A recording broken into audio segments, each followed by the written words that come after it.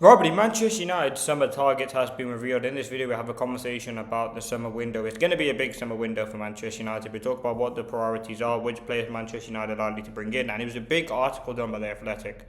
They talked about a lot of things, midfield, who United are likely to bring in, and we'll go through all the latest on that. So, Manchester United currently aim to make four major summer signings. Two midfielders, both being in the range of 70 million, an experienced striker and a left back. Now, we'll talk about it in sections, so we'll talk about the midfield first. Now, two midfielders United are expected to sign this summer. We know we've been linked to a plethora of midfielders, but both being in the range of 70 million. Now, those options in the 70 million mark include Carlos Baleba, Elliot Anderson, Tonali, and you'd probably say Tchouaméni as well. They being sort of the central four. I think in terms of if Manchester United were to get two of them, I think at this likely moment, if we're being realistic, probably Baleba and Tchouaméni. If you're picking United's most sort of the options they ideally want, Elliot Anderson would definitely be one of them. And I think Tchouaméni would be quite high up there. You know, Manchester United are definitely looking at him. He's someone that they have considered. The briefs are suggesting that are coming out from the club, from Simon Stone, Simon Page, all these credible journalists are suggesting that United definitely do have interest in him. Is that a sort of ploy to get to Anderson? I don't know. But obviously we've seen the news that Anderson could be very close to joining Manchester City. So again, it means United will have to look at other options. They're not putting all their eggs in the Tonali, and they're not putting all their eggs in that basket of signing Elliot Anderson. There has to be other options considered, and that's ultimately the right thing for Manchester United to do. Now, if we're looking at sort of who United, I think all the profiles that we're likely to bring in, you know, we're gonna have just only really Kobbie Mainoo in the midfield next season because Anderson's gonna Casemiro's going, Ugarte's going, so we will have to wait and see what happens. Obviously, a deal for Tonali is expected to be out of reach, so they're not going to get him. Fernandes at West Ham, Alex Scott at Bournemouth, and João Gomez at Wolves have also been watched. United want to add two midfielders, both being at the price point of 70 million. Echoing their three big signings last summer might be beyond their finances this time round, given the further squad strengthening required. So we could see United go out and get two. I think we do need three midfielders.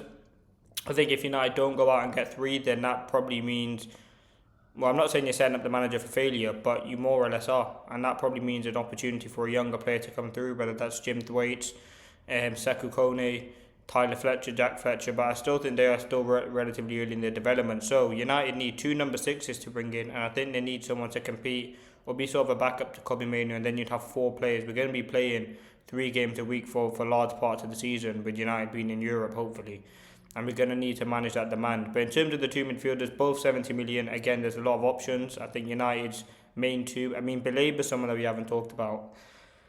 50 million United apparently wanted to sign him. Obviously, Brighton are not going to let him go for that. They're going to want a lot more. I think 70, 80 million. I think if we're looking at Baleba, he's a top level talent. He's someone who's got a lot of good quality about him. I think he has had up and down spikes this season at Brighton. He has probably struggled a lot this season. But I think there is a player there, and it's someone that United definitely have done a lot of the legwork for last summer, and it's someone they definitely look at considering. But in terms of my two midfielders, who they'd be, it would probably be Anderson and Tchouaméni. I think they are two very, very good midfielders. They've both been in the range of 70 million. Again, though, if you can't get Anderson,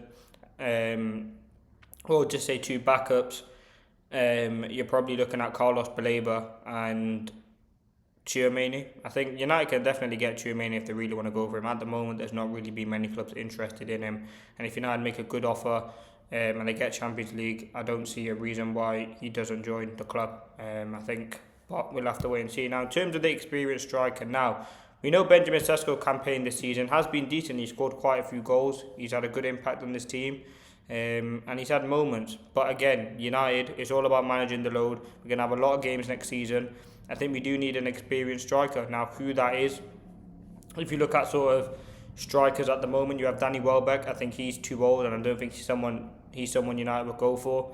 You have obviously Ivan Toney and Ollie Watkins. They're two players who have been relatively good for their clubs and have been linked to United before. They're two very, very good players. And then we're looking at sort of, if there's any off the top of my head that I'm thinking of, not at the moment really, but there definitely will be strikers out there. We know over the years United have had some crazy strikers, you know, your Ibrahimovic, your Wout Weghorst, your Odion Igalos, your Edison Cavani's, your Falcao's. Like, there's been a lot of players that United have signed in the striker position, and they have Højlund more recently. They haven't had that sort of settled one, and I think Sesko is obviously the guy to take United forward. He's the one that United definitely consider as the main target, but we do need someone else. And I don't listen in games. It can be an Mbeumo like we've seen at times this season, or Cunha at times, but I think we do need someone up there. And my choice would probably be, I mean, I don't know, but I think it'd probably be between Ollie Watkins. I think he's definitely someone United will consider. I don't think we'll get someone who's like 24, because then ultimately there was no point in signing Sesko. There's going to be someone who's more experienced, potentially can mentor Sesko. I think Watkins is definitely a good option. Hasn't had the greatest season though, by any stretch of the imagination for Aston Villa, but he's someone who definitely does have a lot of quality. If we're talking other strikers, I mean, who is really out there on the market at the moment? I don't think there's many that United could sign. You know, it is a difficult market. You have someone like Jean-Philippe Mateta. He's definitely someone you can bring in. Harry Kane, again, I don't think, especially if they win the Champions League, he won't come to Manchester United. But he's someone who would probably be a dream target for a lot of fans, including myself. You have players like Samu Agahuoa, who plays for Porto. He's a decent player. He's young though. Mateta is more on the experience side. Watkins, again, is someone that United have been linked to. I mean, Walter Mardy, you're not going to get, and also he is only 23, and you're not going to get him from Newcastle. Marmoush, you're not going to get him. Ferran Torres, potentially, but I doubt it. But, I mean, I think we just need someone experienced. Who that is, we'll have to wait and see. But striker is definitely a position United want. I don't think it should be a priority, but it's definitely the position United have identified. Now, in terms of the last one, it was a left-back. Now, a left-back, not a left-winger. I mean, that's something that's key. United have been apparently linked to a lot of left-wingers and are reportedly kind of talking about bringing one in. But I think that myth has kind of been solved. I think we are going to see Dorgu there next season. Dorgu Best, Baron Dorgu, whatever you want to call him.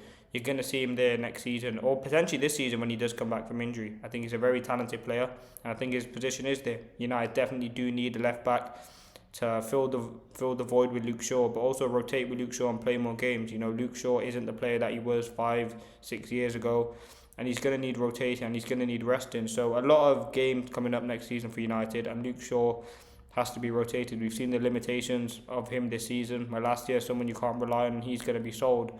So United definitely need to bring in a left back. Who that is, though, we'll have to wait and see. But in terms of sort of other stories, that's really it. They are the targets. I mean, Van de Ven, someone that's mentioned, there is a high potential that he does come in. So we will have to wait and see what happens. You can let me know your thoughts in the comment section below on the whole transfer window. But they are sort of United's main targets. 2 midfielders being in the region of 70 million, an experienced striker and a left back. But again, there could be many other positions United go for depending on the situation. You know, left wing, centre back, right back. Obviously, goalkeeper situation as well, second and third choice, depending on what happens with Onana and Bayindir. But let me know your thoughts.